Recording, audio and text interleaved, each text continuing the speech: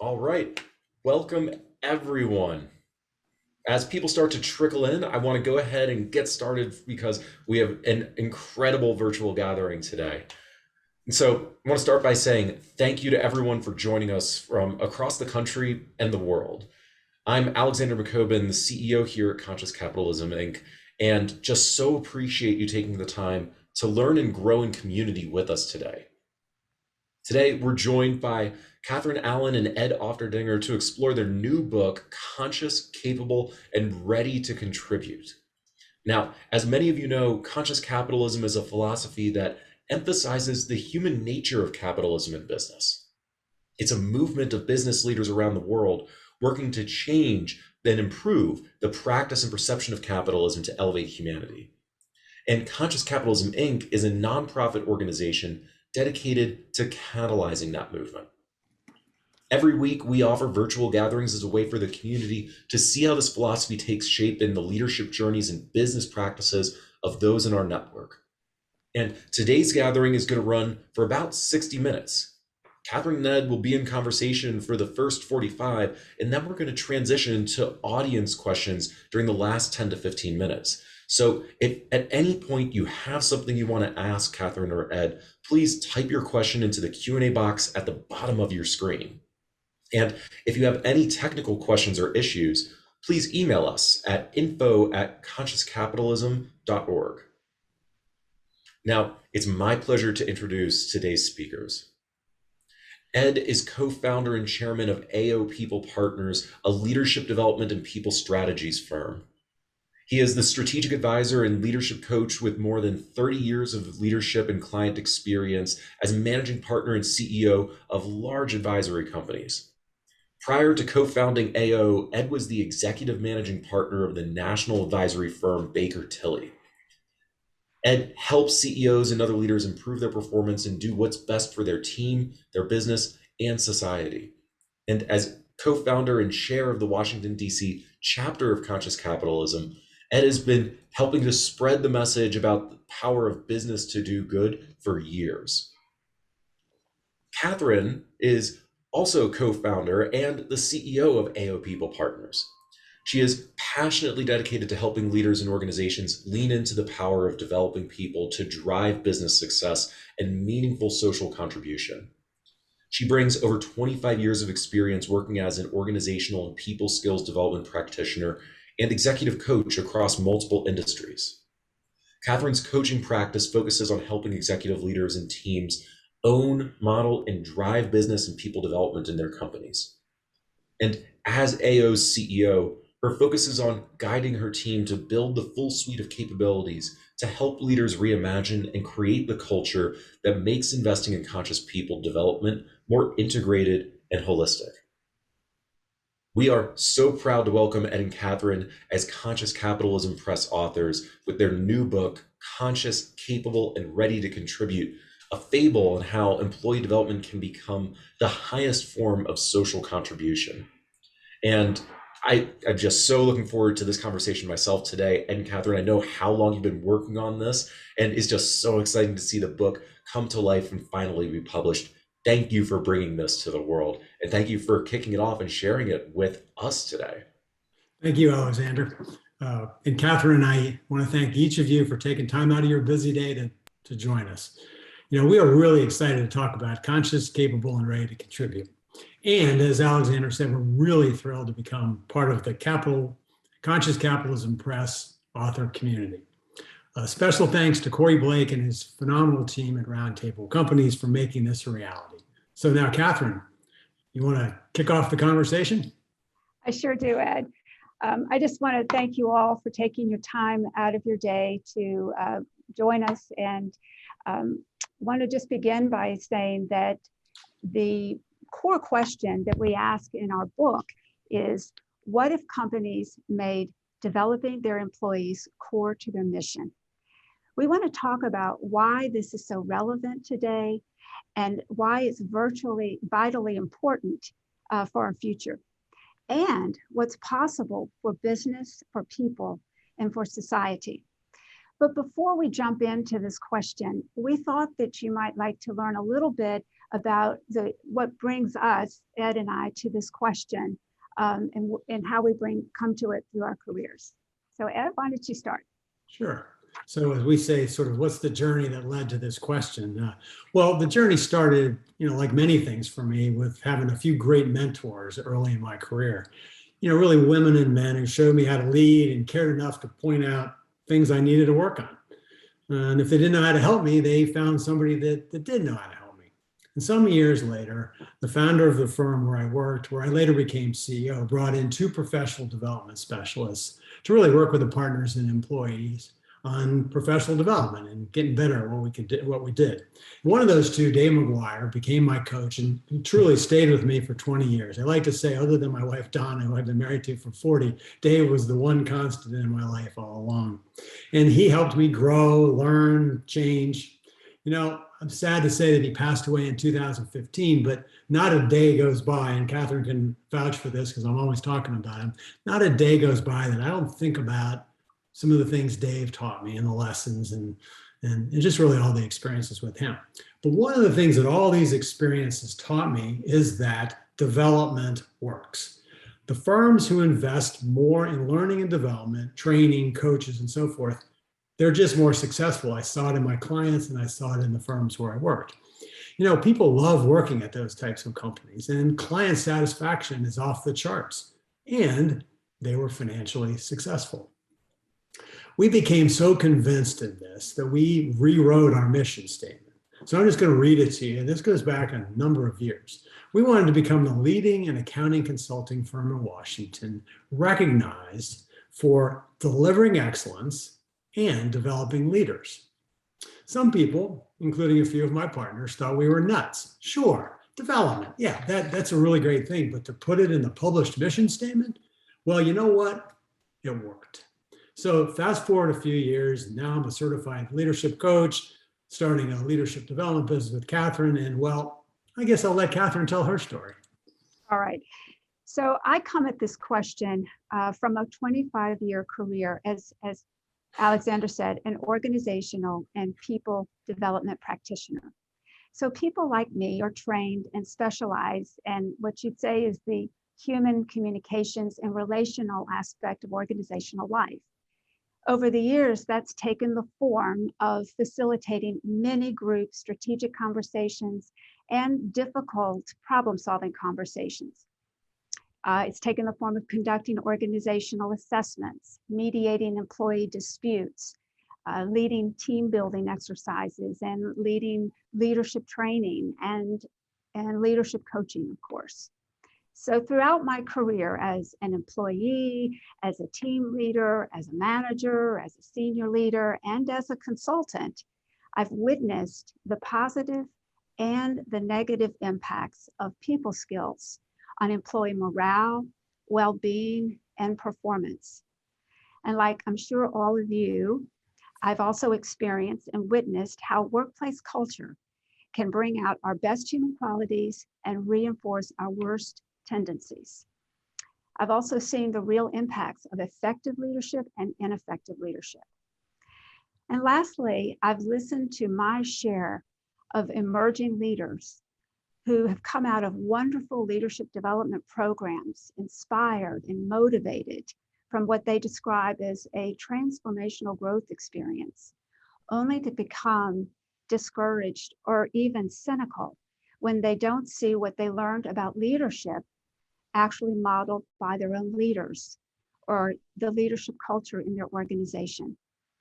So it's seeing these repeated challenges of non-integrated approaches to people and leadership development that has really made me want to focus on and bring a new mindset and a new blueprint for how we develop people in the workplace. So Ed, let's dive into this question of why make people development core to a company's mission? I think where I would want to start is really kind of the beginning of the AO People Partners story, which is 2017. Catherine and I were in the early days, lots of brainstorming and visioning. And One day we were sitting on our back porch, my back porch, discussing professional development. And again, I already knew that professional development, investing in the people, was really the best way to ensure business success. By the way, if you have any doubts, I highly recommend two books, Conscious Capitalism and Firms of Endearment. And there's no doubt that development at work also really helps humans. I mean, I knew that. You know, the investments my employers made in me helped me be a better employee, but they also helped me succeed outside of work. But then Catherine started asking a few questions that really got us going, that truthfully inspired our company and inspired this book. And that started with this question: what if the ultimate benefit of all professional development is social contribution? Could employee development become the highest form of social contribution? And what if we could measure it and incentivize companies to contribute that way? Well, you know what? That afternoon and every day since, it felt like we were kind of onto a big idea. But before we get into contribution, let's talk about why development is so relevant to business today. And for that, I turn it back to you, Kath. Okay. So, you know, it's certainly not news to any of us that the world that we work in today is very different than it was even 10 years ago. The nature of the world that we work in requires all of us to continuously learn and adapt quickly to emerging technologies and changing job functions, a much more diverse workforce, and seamlessly endless complex situations. And the pandemic is actually a very good example of what I'm talking about. What this means, though, for all of us is that we're going to have to tap into and operate at higher levels of our cognitive or intellectual, emotional, and social intelligence to be effective and contribute in our jobs. So in a way, you can look at this as that the needs of business and the needs of people are going to be converging around human development. And they aren't just nice to have needs. These are actually imperatives that will determine whether business and people can become successful and stay successful. So Ed, let's look at what business actually is going to need from employees as we go forward. I think the first thing that they need, number one, is that businesses need skilled employees, what we would call capable employees. And let's face it, we live in a VUCA world, volatile, uncertain, complex, ambiguous. Or as Tom Friedman would put it, the age of accelerations. So thinking through the skills that businesses need their employees to have has to take all this change into consideration. And so one thing for sure, and you know, we've talked a lot about this, is that all this change means that one of the most important skills needed is the ability to learn fast, to really be continuously learning. Okay, I think that's pretty clear. What else? Well, soft skills. You know, and I saw a study recently, I think it was from Deloitte, that said in the next 10 years, 2/3 of all the jobs will be what they call soft skill intensive. You know, if you think about that, that makes sense. Technology is rapidly eliminating jobs that don't require the full array of human capabilities. So that makes some sense. However, as Catherine and I talked about it, you know, the term soft skills, we think, is a misnomer.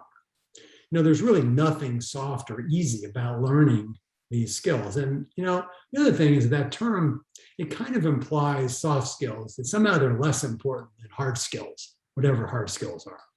So Catherine's going to cover this further in a few minutes. But for now, I guess what I'd like the audience to start thinking about is move soft skills over here and replace mind with that with mind skills and people skills, which we'll talk a little bit more about. My last point about what businesses need from employees today, and it's something, gosh, I think I've done like 8 talks about recently, is what do they need the most right now? They need their employees to stay longer. They need them to be fully engaged in work. They need their employees to really care about why the company's work matters. Keep in mind that the cost of turnover ranges, depending on whose study you're looking at, between 50% and 200% of that employee's annual compensation. That's the cost of losing that person. So again, I'm a business guy at heart. It starts with if you get more to stay, obviously there's a payoff. But Catherine, that's the business side. What do the employees need from business today? Okay, well, so let's look at what employees are looking for from business.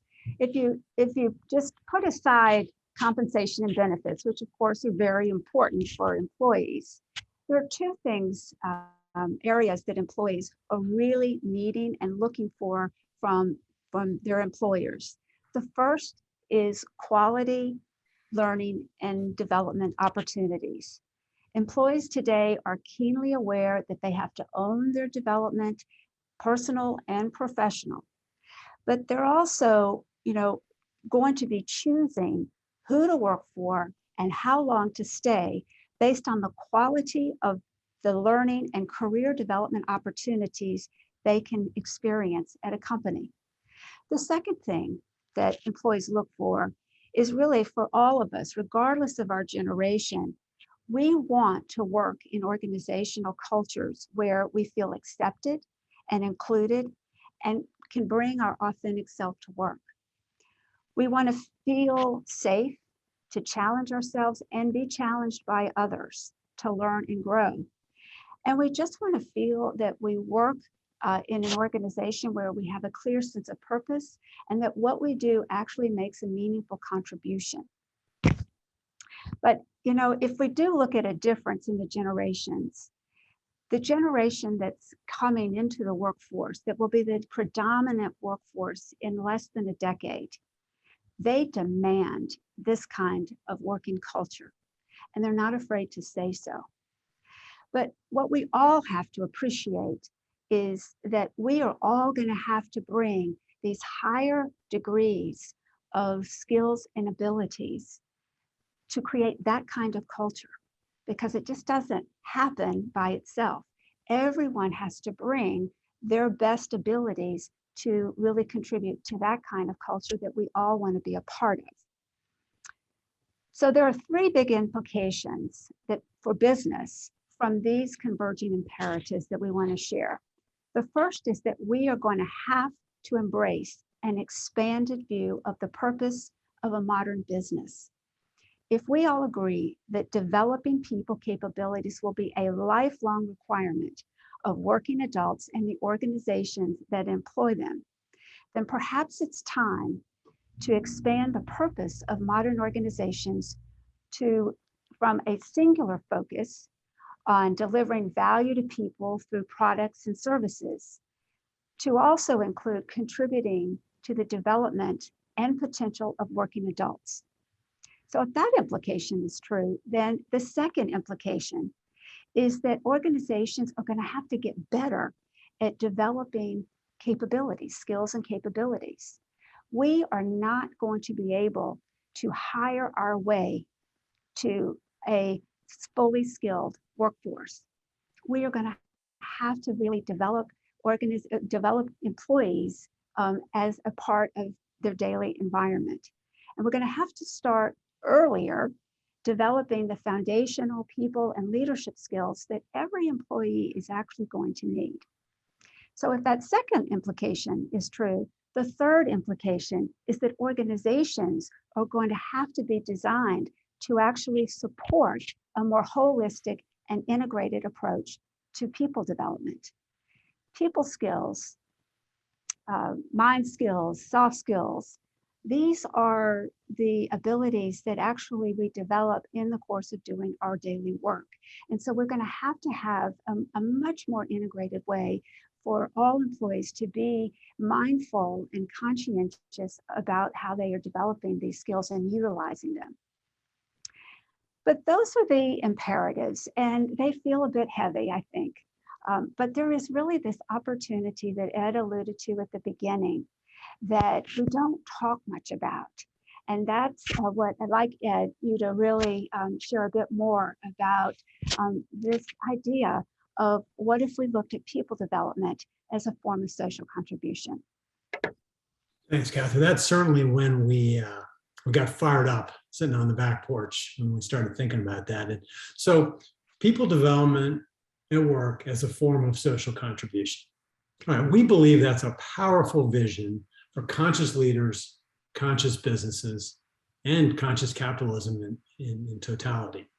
If we look at those imperatives that Catherine was talking about, from a more conscious perspective, the way a conscious leader might look at a conscious business, a bigger opportunity and vision for modern businesses does emerge.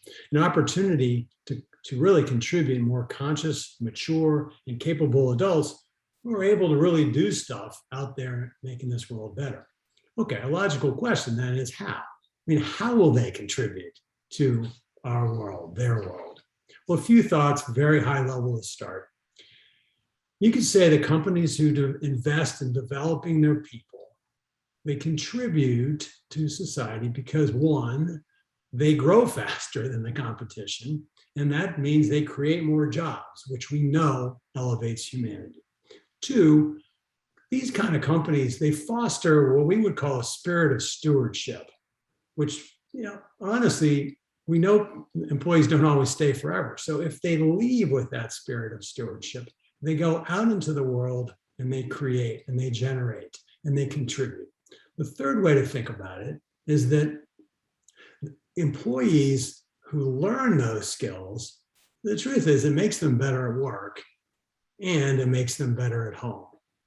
We'll come back to that a little later, some examples. And then fourth, we just sort of our catchphrase on it, and it's not, we didn't dream it up, we heard it, but is that, they contribute their time and their talent and their treasure to the communities in which they live. Okay, well, great. But when our employers invest in our development, so what we would think of as a kind of a holistic type of development, then our eyes are opened, our understanding, we can tap into those social and emotional abilities that Catherine was talking about. And what does that really mean?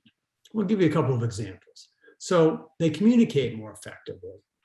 They work well with others. They respect differences. They face and they solve problems. They feel empathy for others people's circumstances, and they challenge and support each other. Look, if you stop and think about it for a second, those capabilities certainly help at work. But we suggest that those capabilities really carry over to the world away from work. Imagine, let me go through a couple of those again. Those capabilities like working well with others, respecting differences, feeling empathy. Well, I don't know about you, but to me, that sounds like a pretty good friend, a pretty good parent, a pretty good spouse, a great civic leader, heck, a pretty good mayor, pretty good governor, probably a pretty good president. So, but is that really business's responsibility? You might be asking yourself. Okay, on one level, with this group in particular, that's a pretty easy answer if you accept the fundamental premise of conscious capitalism, which is that business exists to elevate humanity, to be a force for good. Conscious capitalists have long known that when you create great cultures, then people win. But so do other stakeholders, including the shareholders. Okay. Keep thinking. Can business be the place where all that development happens? Well, Catherine and I would say unequivocally, big all caps, yes, you got it. Okay. Easy for us to say, why do we think that? Well, first off, where do we spend more time than just about any place other than maybe sleeping? In the workplace. And in the workplace, if you think about it, that's where adults get the best opportunities for learning. After they leave university, college, high school, whatever, work is where we get those kind of learning opportunities the most. It's where we really learn leadership capabilities. And remember, businesses win when we have fully capable employees.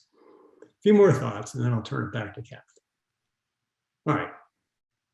When I think about my life, who I am as a person, I can really see where the experiences that I've described have had a major impact on forming the human that I am. I can think of mentors who've taught me some life skills. Gosh, I remember Betty back in the 80s when I was woe is me, whining about something, and she said, misery is optional. Look, Ed, pain is inevitable, misery is optional. I learned that at work. I live it. I try to live it every day outside of work. Or my good boss, Bob, one of my managing partners back in the day, who showed me what carefrontation was. Yeah, he probably never heard of that either. But it was basically happened when he looked at me and said in no uncertain terms that my presentation skills were not good. That's actually not what he said, but that's all I can do for a mixed audience. And then he had me in an intensive public speaking program with coaching inside of 2 weeks. He confronted me, but he helped me. He did something. Or my coach, Dave. There's just too many life lessons to enumerate in a short meeting like this. So I'll move on. But if I would suggest, if you reflect, if you think about yourselves, I bet you'll pretty quickly see that businesses can be rich sources of development of life skills. And so for us, life skills allow us to contribute to the world around us. Our goal, Catherine and mine, is to call attention to this fact and help businesses and leaders consciously build the practices needed to make that happen. Okay, Catherine, you're up. Can you tell the audience why we wrote a book? Yeah, so I will build on that, because I think what Ed is saying is that we wanted to make what many of us see as implicit value in developing people in the workplace. We wanted to make it a more explicit articulation that it's time to see that developing people and equipping them with the capabilities they need to flourish in the 21st century is not only key to business success, it's actually what can make the most positive difference in our world. We believe it's the highest contribution an organization can make to society. And it's the best way for conscious businesses to contribute to elevating humanity. We also wanted to share a vision where the conscious practice of people development in the workplace becomes a recognized and incentivized form of social contribution of 21st century organization. Imagine that. Imagine that. No matter the industry, we believe every business can be a more conscious source of contributing more capable people. So that's the inspiration we wanted to impart in the book. We also know that contributing to capable people requires a lot of practical considerations. And so we wanted to share with leaders some of the practical things they can begin to do to lay the foundation to create the environment that enables them to help develop more capable people. So Ed, our book is a little bit different. It's not a typical business book. We hoped that we could inspire you, and so tell everybody how we wrote the book. Sure. Well, we considered, I would say, several different formats for the book before landing on pairing fiction with a very thorough, practical how-to.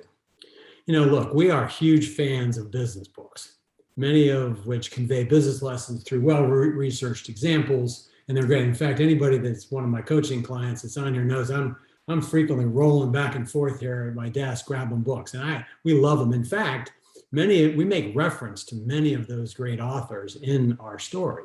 Dan Pink, Bill George, Keegan and Leahy, Amy Edmondson, and of course, John Mackey and Raj Sisodia. So we love those. But the truth is, I've always wanted to write fiction. And the fable how-to genre, well, let's just say that's been pretty successful over the years as well. You think of Five Dysfunctions of the Team and books like that. So when Catherine suggested it, I jumped on it. And so that's what Conscious, Capable, and Ready to Contribute is. It's a fable about a leader and a company that are in trouble. A good guy with a good company that lost his way a bit. And then things got really bad. Andrew Hyde and his co-founder, Pat Carter's consulting company, Shift Advisors, is in big trouble. People are leaving in droves. The competitor is stealing clients and people. His financial investor is threatening to pull out. Board chair has to resign. His partners are angry. His wife is sick and tired of his self-absorption. Let's just say Andrew is not having a good week. So I don't really want to reveal, how things end exactly. And I imagine and hope you'll enjoy the twists and turns and ups and downs. But what I can say is this, that the things begin to change for the good when Andrew proposes a new higher purpose for Shift advisors. And that higher purpose was this: consciously develop our people's capabilities so they can contribute. You can just imagine how his financial investor reacted to that. So that was a fun conversation. But along the way, Andrew and Pat, and their team discover and go all in on conscious capitalism. They learn that they need to lean into their own development. They work with a coach who I would describe as sort of one part Yoda and one part Bill Campbell from $1 Trillion Coach. They see things like what happens when they practice intentional rather than random acts of kindness. They experience an attack from a charismatic, camera-ready competitor and work their way through COVID-19, social unrest, and political turmoil. But through it all, and they go through a lot, they learn how to build a culture where people truly contribute to society, what they and what we call a conscious development culture. As I hope you can tell, I had a lot of fun writing it, and I hope you really will enjoy reading it as well. Now, Catherine did a fantastic job writing the blueprint, the how to shift from Shift Advisors. In it, she gives very practical suggestions on how you can build a conscious development culture. So, Catherine, you ready to share some of those pearls of wisdom that are in the back? Absolutely. And I'll say that I believe, I know that these pearls of wisdom are being utilized by other people with lots of wisdom as well today, which is very exciting. Before I just do a brief overview of what we have in the how-to section of the book, I want to really acknowledge the role that technology is playing in learning and development. It has revolutionized the way we access learning content and is enabling all kinds of collaborative learning experiences. So it's very important. It's going to be with us from here on out, and it's very exciting. But investing in technology alone cannot create the culture a business needs to deliver the full potential of employee learning and development. So a more fundamental investment is needed to create these conditions for both people and organizations, by the way, to learn and develop, because organizations are living systems in themselves, and they too have to be in a developmental mode. So the job, though, of building this culture is what we call, as Ed said, a conscious development culture. Now, admittedly, there are other ways of describing this kind of culture. It's referred to as a deliberately developmental culture by Keegan and Leahy, or an intentional learning culture. Whatever way you want to describe the culture of learning and development in your organization, what's important is that you create a culture that enables all of your employees to see everyone and everything as a source of learning and growth every day. That's really the point of what we're trying to create, organizations are trying to create in a development culture. But we recognize that creating this kind of culture actually requires a lot of practical approaches. They have to be practical, they have to be effective, and they have to be sustainable if they're going to really be effective in promoting this way of working in an effective way. So we outlined 5 strategies that we believe, through our experience, through our research, and our work with clients, are very helpful to leaders in laying the foundation that creates a more conscious development culture. And so the 5 strategies that you can read obviously more about in the book, but outlined briefly, are: number 1, understanding the role of leadership. The reality is, and we all know that leaders enable everything that works and doesn't work in an organizational environment. And that includes development. And so it's really important that leaders understand that they have to, what we say, own, model, and drive the development agenda in their organization. Leaders have to own their own developmental journey because they need to be able to model it so employees know, you see the cues and the permissions to step in to their own development journey. And then leaders have to really drive the mindset and the practices that reinforce this throughout their organization. So leadership is really important.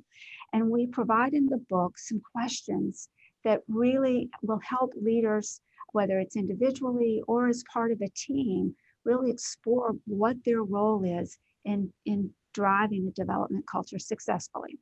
The second strategy is aligning business and people's strategies. It's really important to make explicit how development supports business objectives and outcomes. You'd be surprised at how often we don't actually link the development programs and strategies of our employees to the actual business objectives. And employees really need to understand why development is valued in the business, why it's relevant, why it's expected for everyone to practice, and what the incentives are. So aligning more closely development to the business strategy itself is really important. Third, define development culture principles. This is really important for creating the clarity for all employees to understand the commitment and the expectations that come with really being able to operate in a conscious development culture. In the book, we describe some examples of principles. We invite and encourage you to think of your own principles that you would want to coexist with your core values in your company. But an example of a principle would be making learning and growth safe, psychologically safe. Challenging, but safe. It's a very important underlying principle that is very key to making a development culture, which is oftentimes messy and hard, safe for everyone to participate in. The fourth strategy is what we say, identify core people capabilities. Now, Ed alluded to this earlier. We think that we have got to start to make more explicit and more comfortable talking about capabilities and skills. It can't be something that we just kind of relegate over to HR and learning and development, or the individual's own learning experience that they do by themselves. We've really got to start to use the language of skills and capabilities much more comfortably in our day-to-day work activities. But one practical area that we need to address is this whole huge universal bucket of soft skills, which are every human skill that is not technical. So think about that. What soft skills are we talking about? And employees have to have the practicality of understanding the skills and capabilities a company values, why they're relevant, expected, and incentivized. And so we've taken a stab through our own experience and a lot of research into making soft skills a bit more approachable. And so we have created two buckets for soft skills.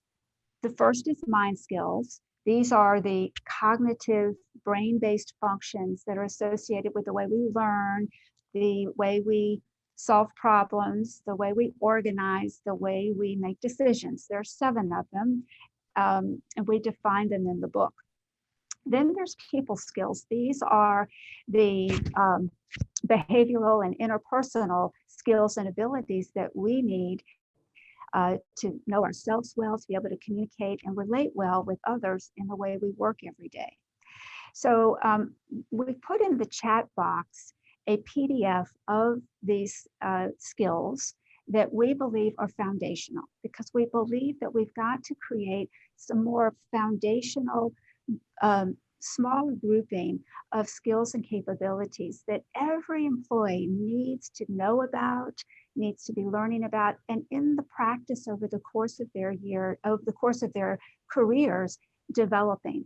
These are also very foundational for leadership skills. And as I said, we've got to really start to develop leadership capabilities earlier in employees' careers.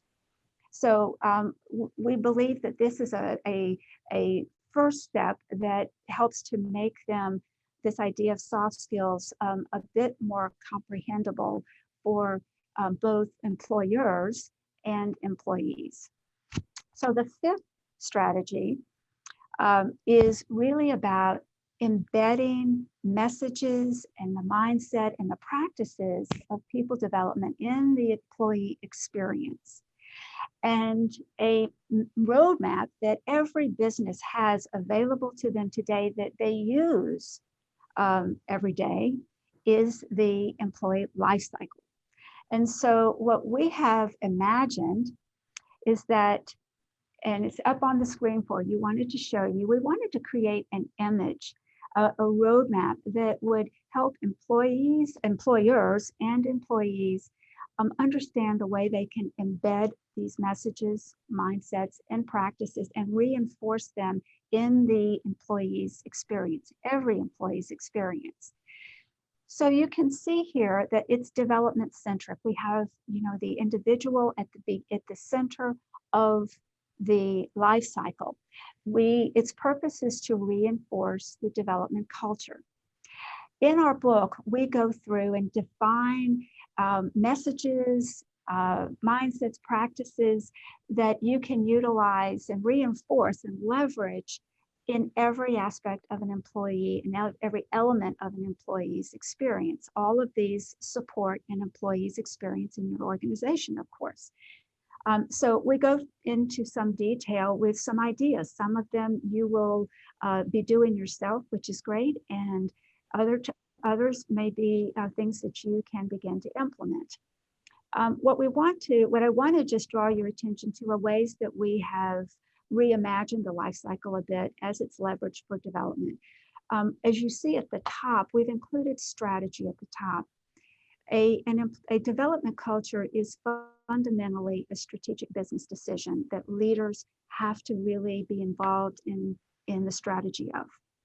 And so we include this to really underscore the importance of starting with leaders creating and being involved in creating the strategy that supports the employee's experience in their organization from a developmental standpoint. So of course, you've got attraction and recruitment and onboarding, and we talk about how important in specific ways that you can leverage development in those. But I want to draw your attention to capability development and performance management and how they are connected with an infinity loop. We wanted to emphasize the importance today, and it's becoming more important for many organizations, to better integrate capability development activities. Those are all of the resources that employees can experience in an organization around development, from their individual development plan to all of the content, programs, group activities, individual activities, online activities, etc. But we believe it's really important to integrate what employees are learning into performance management. And that is the performance management plan. That is the conversations that managers have with employees, that peers have with each other. But it's really important to begin to define ways that your company can better integrate what employees are learning and developing in terms of their abilities into the way they incorporate those into their work. So retention is very important, and there are various strategies that engage, that measure engagement. And one of the great things about development is that it is inherently engaging. It is virtually impossible to be in a quality learning and development environment in your organization and not feel engaged. And so it's a real wonderful aspect of development that organizations really want to explore and take more advantage of. But I want to point you to the upper left where we have social contribution, that arrow up there. We want to remind everyone, employees and employers alike, that if you are consciously focused on developing your employees, then whether they're staying or they choose to leave, which eventually they will, either voluntarily or involuntarily, as the case may be, it's important to be mindful that this effort is really contributing to everyone's development of their full capabilities. Ed and I have a mantra that we use often that really captures what the purpose of developing people is all about. And so, Ed, why don't you share that? Sure. And this, Alexander, this will be the last thing. It's our close before the Q&A. And so that's your little cue there. So this is actually at the top of the first page of the how-to section. I'm just going to read it to you. Build it so they will want to come, flourish, and stay, knowing that someday they may leave. Thus, it is imperative to define what you want them to say about their growth experience with your organization and what you want the outside world to say about how you invest and contribute capable people to society. On behalf of Catherine, I just want to say thanks for everybody for dialing in. We're got 10, 15 minutes for some Q&A. And Alexander, thank you very much. Catherine, Ed, thank you for that amazing conversation already. And we've got questions rolling in. So I want to start by sharing Kyle's question. Catherine, you spoke about how important it is for the organization's leadership to buy into the value and own their own development. Do you have any advice as to how one would effectively be able to identify that commitment prior to joining an organization? And have you had multiple experiences where words are spoken, but actions don't follow? Or I'm sorry, I think Kyle's had those experiences before. And so curious how you and you as well, Ed, would answer that. Well, I think it's a great question, Kyle. And as I said at the beginning, I have experienced personally and certainly have heard many leaders who share just your experience, where sometimes what we learn and what we actually experience in organizational life don't always match up. And it's not that people intend that to happen. It's just that it's not a very conscious practice. We talk about development as being a practice, and leadership is a really good example of a responsibility in organization that actually takes practice. And so we think of leadership, and a lot of this in the leadership development field really look at leadership as a daily practice. And practice is how we develop, it's how we grow. And so what I would say is that it's really up to each leader, and the sooner you learn this, the better. But I cannot what do I want to say, overemphasize how everyone in an organization looks at leaders for the cues and the permission to step into what it feels like to be learning. Because you have to think of, being in an organization is like being in a sandbox where we're all, we all are trying to make our way with our egos and our insecurities and things that we don't know. And in an organizational environment, that learning process is messy and it feels intimidating. And so we really require leaders to show us how to do that, because leaders give us permission and give us cues about what is acceptable. And so I would really encourage you to think about, how you want to show up and what's important to you to show and demonstrate how you develop yourself and how you really own that and how you talk about it. So if I could just add a couple of quick things on the recruiting point of it, which is great, because actually oftentimes we ask the question in the other direction. How are we going to find that out about the candidate? So I would encourage you to ask 3 or 4 questions. Do you believe in 360s? Do you believe in upward feedback? Do you have a coach? So I would ask questions like that when you're talking to, the CEOs ready to hire you. I always love it when people say, well, what are you working on, Ed? I like that question a lot. What do you read? would be a good question. It'll tell you a lot about things. And ultimately, when you're taking on a high-end position, I'd say, hey, that's great. Can I talk to your team? You may still end up working for someone who's really good at telling you one thing, but making it, not actually living it. But I would use those as good questions too, Carl. What else, Alexander? I almost called you Andrew there for a minute. That would have been fine, but thank you for that. We have more questions coming in. Mike is curious if self-awareness, like being aware of one's own reality filters, for example, the ladder of inference, and things like self-limiting beliefs, are included in your mind skills bucket. They ahead, sure Catherine. are. Yeah, Yes. they sure are. So self-awareness is really, the anchoring in emotional intelligence, or IQ. So, it's how do I know myself? How do I manage myself? And so it is very fundamental. We call it like a core competency in people skills. So it's very important.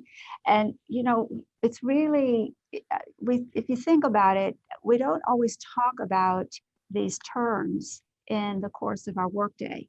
And if we aren't talking about it and making these skills and what they mean and what they look like, and how we show up with them and how we use them, it's hard for us in a work setting to really be engaged in them and support each other as peers in the way they show up. And so, yes, emotional intelligence and self-awareness is fundamental people skill. Yeah, I want to just say two quick things on that. One is that, we've got them. We think of EQ as in the people skills side of things, not mind skills. But also, I'm smiling because one of my favorite phrases with coaching clients is, self-awareness is just the first step. Self-control is really important, which of course is one of the 5 features of EQ. So I'd say that, yeah, absolutely on the list. And then there's some that we think maybe are a little different that not everybody thinks of, as core skills, like kindness, as you could tell from my allusion earlier. So great question. So I want to backtrack for a moment, actually, because Ed, you mentioned in answering the last question that you often are trying to figure out if candidates for being an employee are focused on their own development. And I'm curious if you two could share what you typically recommend employers to look for in employees with that, what the indicators are. Yeah, I'll take that one first, Kath. First thing I want to be clear, what I was implying is that the questions that I typically ask, I think the candidate should be asking as well. But you've actually kind of stumbled into a kind of a big aha that is more really illuminated in Catherine's how-to section, which is that we want to build those kind of questions into the recruiting process, the development types of questions. And when everybody, whether you're hiring, whatever level, when you're asking the types of questions that are about development, that's part of how you embed and you end up with a development culture. So I literally have asked everybody that I have interviewed. I learned this from Dave McGuire, by the way. Everybody that I've ever interviewed, and that's probably, it's got to be more than 1,000 people at this point, going back when I started doing this. I ask every one of them, what do you read? And the truth is, I don't actually care what the answer is, other than if nothing, that might be a problem for me. But what that does is it opens up a conversation about their learning interest, their curiosity, which is one of our skills. And so that is one I search for in everybody, is this some sort of intellectual curiosity. That would be an example. And I want to know what they think about the idea of working on themselves. And one of the easiest ways to do that is to ask prior employers, have you been involved in some sort of coaching or 360 process? Again, there's lots of good ones out there. We happen to love the leadership circle. We use it, but when people go, no, that's not the end of the world for me, but then I need to come up with another way to find out how are they working on themselves? Because we want people to join and help us form cultures that are about learning and development. Yeah. What I would also add, because we work with companies to help them better embed the questions about a leader or an individual's sense of how they learn and grow into the interviewing process. It's very important to also be communicating to prospective employees what's expected, what's supported around the learning and development culture in the organization. You really want to be attracting and selecting employees that understand and embrace a growth mindset, for example, because you want them to be able to really adjust and adapt and contribute to a learning culture. And so you really want to be selecting as best you can. Also knowing that everyone is learning throughout their life, and so it helps candidates understand and really, start that process as they're coming into an organization very open and ready to be challenged, to grow. That part of being an employee of a company is learning and growing, and that's part of how you look at performance itself. And so it reinforces the recruiting process comes before the onboarding process. And how does the onboarding process support and set them up for being really open to the learning on a daily basis and helping each other learn on a daily basis? And so it's all mutually reinforcing. And we all need that reinforcement, because learning, we don't retain a lot of things we learn. We have to keep reinforcing concepts and skills. And so that's really kind of the building environment that you want to create every day. Fantastic. Thank you. Katie has a question and is wondering how to specifically compensate or incentivize leaders to support their employees on their learning journey. It's a really good question. And I think that it I almost want to answer it with a definition of consciousness. I won't do that, but I hope you get the point. Intentional. I mean, I think back to some of the best compensation systems I've seen for owners and partners in professional services firms is where, in fact, one of the buckets of compensation was about growth.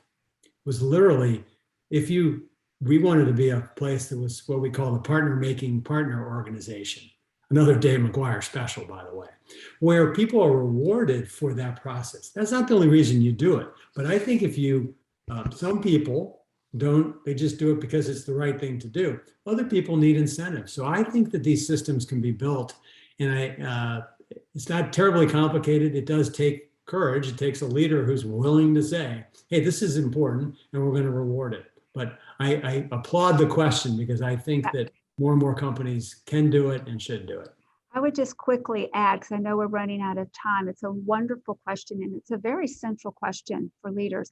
This is why we spend a lot of time with executive leadership teams to really help them explore and understand leadership, the developmental process that everyone is on, that they are on.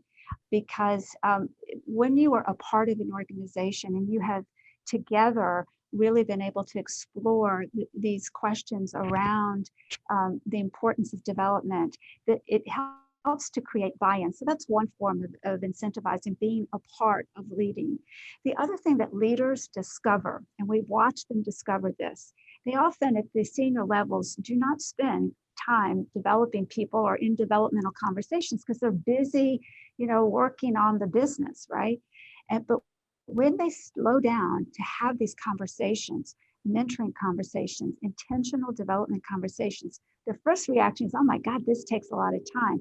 But then they discover how valuable the time is spent and how much it produces in terms of engagement with leaders and real improvements in performance. And so they also discover the meaningfulness. And they've described how meaningful these conversations are. And so there's intrinsic incentives as well as performance, as Ed says, making it a part of compensation and outcomes and supporting the culture. Both of those, you need both of those really to do a great job. Ed, Catherine, thank you so much. Unfortunately, we're at the top of the hour and so don't have any more time. We want to respect your time and just so appreciate you taking an hour to share your insights, to launch your book with Conscious Capitalism, and for everything that you're doing to elevate humanity through business. We thank you all. Thank you You, very much. Alex. It was a lot of fun. Thank you. It has been. And I want to thank everyone else who's participating for joining us today. In the chat box, there is a quick survey. It'll take 30 seconds. We would love for you to fill out to help us plan future programming. And if you're new to Conscious Capitalism, please visit our website, consciouscapitalism.org/start-here for more information about our movement and organization and how to get more involved. With that, I hope you all have a great day and look forward to seeing you on our next virtual gathering. Take care. Bye-bye. Take care. Take care. Bye-bye.